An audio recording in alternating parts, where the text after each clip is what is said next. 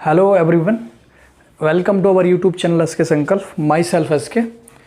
आज हमारा 24 लेक्चर है इकोनॉमिक्स का और आज जो मैं आपको पढ़ाऊँगा वो हमारा हेडिंग डला है मार्केट स्टेबलाइजेशन स्कीम, बाजार स्थिरीकरण योजना। ये भी एक मॉनेटरी पॉलिसी का एक टूल है, एक हथियार है जिसका प्रयोग करके मॉनेटरी पॉलिसी लागू की जाती है, जिसका उपयोग करके, प्रयोग करके, यूज़ करके मॉनेटरी पॉलिसी लागू की जाती है।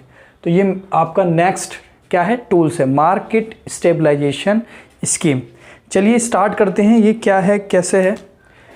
इसको जो है 2004 में स्टार्ट किया गया था। किसको? इस स्कीम को 2004 में स्टार्ट किया गया था और ये आपका वित्त मंत्रालय जो है, वित्त मंत्रालय,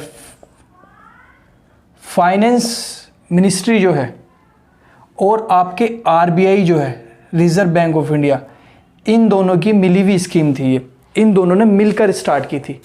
भारत सरकार के अंदर जो क्या होता है, वित्त मंत्रालय मतलब कि फाइनेंस मिनिस्टर और रिजर्व बैंक ऑफ इंडिया ने दोनों ने मिलकर 2004 में ये स्कीम बनाई थी। इस स्कीम का उद्देश्य वही है, सेम मैं आपको बता रहा हूँ कि जो वित्तीय बाजार है, वित्तीय बाजार है, उसमें अगर पैसे की अधिकता हो जाए, पैसे की अधिकता हो जाए तो उसको कैसे कम करना है, पैसे को। और अगर पैसा जो है कम हो जाए तो कैसे उसको ज़्यादा करना है वित्तीय बाजार में।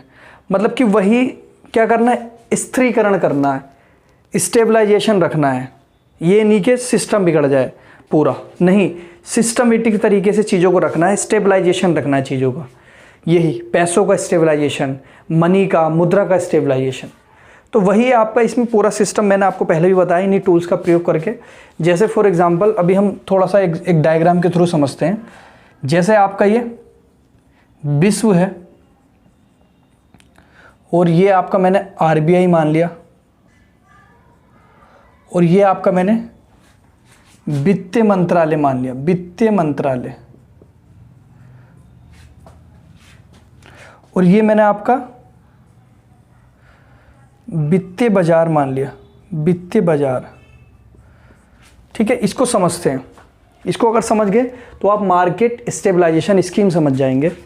जैसे विश्व है, विश्व से कई प्रकार के पर्यटक आते हैं ना, पर्यटक जो आते हैं, जो घूमने फिरने आते हैं, तो विदेश से वो क्या लाएंगे, डॉलर लाएंगे या अपनी कोई मुद्रा लाएंगे। अभी मैं डॉलर ले लेता हूँ कि जब वो विश्व से, विदेशों से अगर भारत में आते हैं तो वो पर्यटक क्या लेकर आते हैं, डॉलर लेकर आते हैं।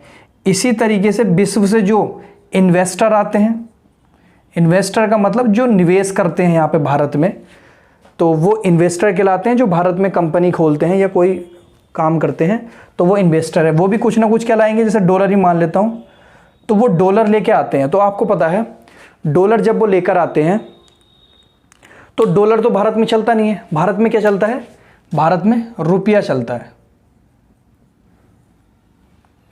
भारत में रुपया चलता है। तो जब ये डॉलर लेके आते हैं तो इनको चेंज करके आरबीआई क्या देता है, इनको डॉलर की जगह रुपया दे देता है। नहीं समझ में आया? फिर से समझिएगा। जो विश्व से पर्यटक आते हैं वो भी अपने साथ डॉलर लेके आते हैं, विश्व से जो इन्वेस्टर होते हैं वो भी अपने साथ डॉलर लेके आते हैं। डॉलर यहाँ पे चलेगा नहीं। अगर आप नॉर्मल दुकान पे जाएंगे और कहेंगे कि मुझे जो है दाल दे दो, चीनी दे दो, तो वो डॉलर लेने से घबराएगा। उसे कहेगा यार मैं क्या करूँगा। हालांकि उसे अच्छा लगेगा डॉलर, लेकिन चलेगा नहीं नॉर्मली।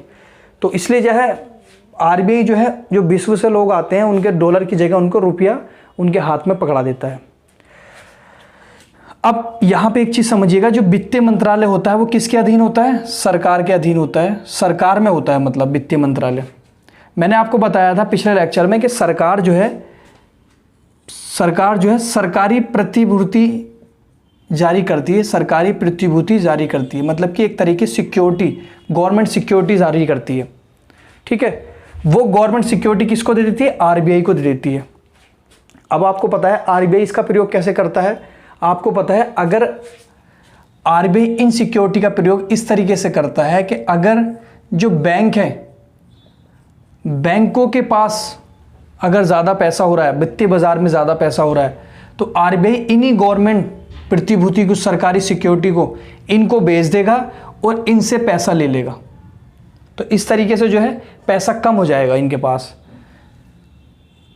मैंने पिछले लेक्चर में बताया ना आपको, जैसे आरबीआई जो होता है वो कहीं ना कहीं वित्त मंत्रालय से, सरकार से सिक्योरिटी ले लेता है, सरकारी सिक्योरिटी। इन सरकारी सिक्योरिटी को बैंकों को बेच देता है और बैंकों से पैसा ले लेता है, जिससे कि पैसा ज़्यादा ना हो। क्योंकि पैसा ज़्यादा होना, मैंने आपको बताया है कि जितना लोगों के पास पैसा ज़्यादा हो जाएगा उतना ही आपकी महंगाई बढ़ जाएगी। और महंगाई बढ़ना आपको पता है एक हद तक ठीक माना जाता है, ज़्यादा दिक्कत करता है, ज़्यादा प्रॉब्लम क्रिएट कर देता है। फिर से इस पे आते हैं। अब इस तरीके से जब आरबीआई इनको डॉलर विश्व वाले इनको डॉलर देंगे आरबीआई को, और आरबीआई के पास क्या आ जाएगा, डॉलर आ जाएगा, बदले में वो रुपया दे देंगे। और रुपया जो है इनके द्वारा, जो इन्वेस्टर हैं और जो पर्यटक के द्वारा, ये सब कहाँ पर जाएगा, वो वापस तो लेके नहीं जाएंगे अपने यहाँ पे, वो भारत में लगा देंगे। तो डॉलर में तो आपको पता है $1 जब 70-72 का चलेगा, तो आरबीआई को ये जब डॉलर देंगे पर्यटक या फिर इन्वेस्टर, तो ये बहुत कम डॉलर भी देंगे, तो आरबीआई इनको बहुत रुपया देगा। क्योंकि एक्सचेंज रेट बहुत है। एक्सचेंज रेट का मतलब $1 जो है 72 रुपये के बराबर है। तो जब ये इनको डॉलर देते हैं आरबीआई को, तो आरबीआई इनको बहुत रुपया देता है। तो वो रुपया कहाँ पर प्रयोग करते हैं, इन्हीं बाज़ारों में इनका प्रयोग करते हैं। पर्यटक हो चाहे वो, मतलब कि वो अर्थव्यवस्था में आ जाता है वो पैसा। आपको पता है वो अपने घर तो रखेंगे नहीं, वो जो है इन्वेस्टर जो है उसका इन्वेस्ट करेंगे, जगह भी खरीदेंगे, जगह जैसे भी करें, कंपनी खड़ी करेंगे, फैक्ट्री लगाएंगे, मजदूर लगाएंगे, सीमेंट खरीदेंगे, उस कुल मिला के वो देश की अर्थव्यवस्था में पैसा घुल जाएगा। ऐसी पर्यटक जब वो घूमेंगे तो वो देश की अर्थव्यवस्था में पैसा आ जाएगा। तो इस स्थिति में जो है बाजार में क्या हो जाता है, वित्तीय बाजार में पैसा ज़्यादा हो जाता है। जब डॉलर आ जाता है पैसे का भंडार बढ़ जाता है। ये ध्यान रखना, जब डॉलर आता है पैसे का भंडार बढ़ जाता है। तो पैसे का भंडार मतलब कि बाजार में मुद्रा बढ़ गई। और आपको बताइए मैंने बात पिछले लेक्चर में कि जब मुद्रा बढ़ जाती है तो महंगाई बढ़ जाती है। ये पिछले जैसे पैसा बढ़ेगा तो महंगाई बढ़ेगी। जैसे आप लोगों के पास ही अगर पैसा बहुत आ जाएगा तो आप कोई भी चीज़ खरीदने में कोताही नहीं बरतेंगे। अगर कोई 1000 की है तो आप उसके 2000 भी देंगे, क्योंकि पैसा बहुत है, 5000 भी देंगे। तो ये महंगाई बढ़ जाती है। तो इस स्थिति में जो है इसको स्टेबलाइजेशन करने के लिए सरकार की एक जिम्मेदारी होती है कि इसको स्टेबलाइजेशन करना बहुत ज़रूरी है, इसको स्थिरीकरण करना बहुत ज़रूरी है।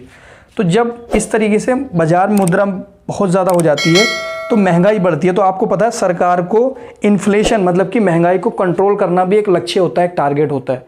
उसको लक्ष्य टारगेट करना इसलिए ज़रूरी है क्योंकि ज़्यादा महंगाई हो जाएगी तो जो लोअर लोग हैं ये सब जो हैं वो इन चीज़ों से जो जुड़े हुए होंगे वही अपना आप को विकास कर पाएंगे। बाकी जो नॉर्मल व्यक्ति जिनको लोन का नहीं पता, ऋण का इंटरेस्ट का नहीं पता, वो तो नॉर्मल ही रह जाएंगे, वो तो बहुत ही गरीब हैं। तो उनकी बात तो मैं करता नहीं हूँ।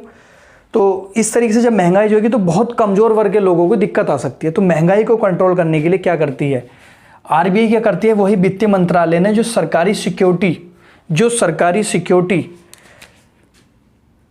लागू की है, जारी की है, वो आरबीआई जो है इस वित्तीय बाजार में क्या करती है, बेचती है। और यहाँ से इस सरकारी सिक्योरिटी की जगह, सरकारी सिक्योरिटी मतलब कि सरकारी प्रतिभूति, कैसे लिखूँ ये शॉर्ट में लिख देता हूँ, government security, GS, government security. RBI government security बेचती है तो इनको मुद्रा देना पड़ता है आरबीआई को।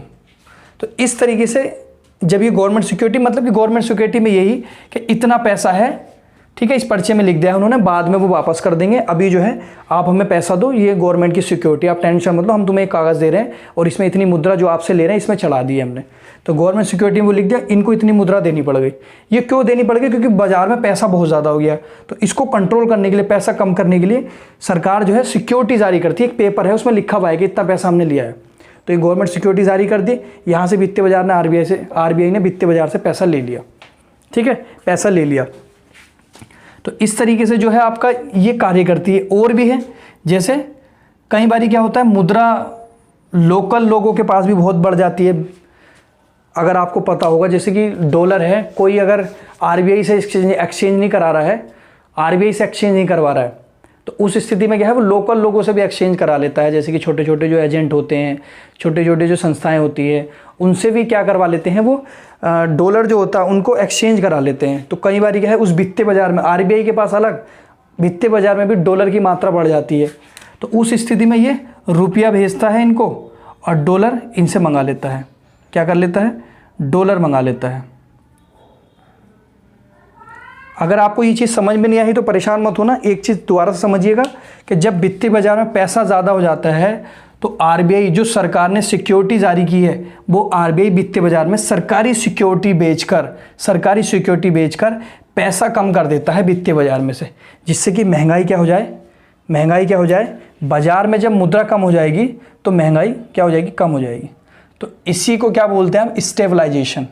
सरकार का काम होता है इसको स्टेबलाइजेशन करने का, क्योंकि अगर ये सरकार नहीं करेगी तो क्या हो जाएगी, बहुत ज़्यादा समस्या बन जाएगी। तो स्टेबलाइजेशन करना ज़रूरी है उस समस्या से बचने के लिए। खतरा पैदा हो जाता है बहुत ज़्यादा, महंगाई बढ़ जाएगी, ठीक है, और आपके लोन वगैरह में भी बहुत तरह की असुविधाएं हो जाएंगी, लोन जैसी प्रॉब्लम बहुत आने लगेंगी।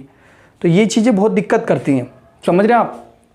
एक बार चलो ये समझा देता हूँ, अगर नहीं समझ में आया होगा, कि विश्व से जो लोग आते हैं पर्यटक इन्वेस्टर, वो आरबीआई से डॉलर देकर रुपये लेके जाते हैं, फिर रुपया वो जो है वित्तीय बाजार में या फिर अर्थव्यवस्था में पहुंच जाता है। ऐसे इस तरीके से लोगों के पास बहुत पैसा हो जाता है। जब पैसा ज़्यादा हो जाएगा तो महंगाई बढ़ जाती है, ठीक है, पैसा ज़्यादा तो महंगाई ज़्यादा, तो ज़्यादा महंगाई भी दिक्कत करती है। इसलिए आरबीआई जो है, जो सरकार ने, जो वित्तीय मंत्रालय ने जो सिक्योरिटी जारी की है, उन वित्तीय बाजार में मुद्रा सरकारी सिक्योरिटी बेचकर वहाँ से क्या मंगवा लेती है, वहाँ से मुद्रा मंगवा लेती है और सरकारी सिक्योरिटी भेज देती है। और हाँ, फ्यूचर में जब मुद्रा में जो है वित्तीय बाजार में मुद्रा कम होती है तो वापस वो अपनी सरकारी सिक्योरिटी मंगवा लेती है और जो है क्या कर देती है, उनको पैसा वापस कर देती है। ये सब किस लिए होता जाता है, स्टेबलाइजेशन के लिए किया जाता है। नहीं तो देश फिर कैसे चल सकता है, देश को चलाना भी तो ज़रूरी है, एक अनुपात में, एक रेशियो में।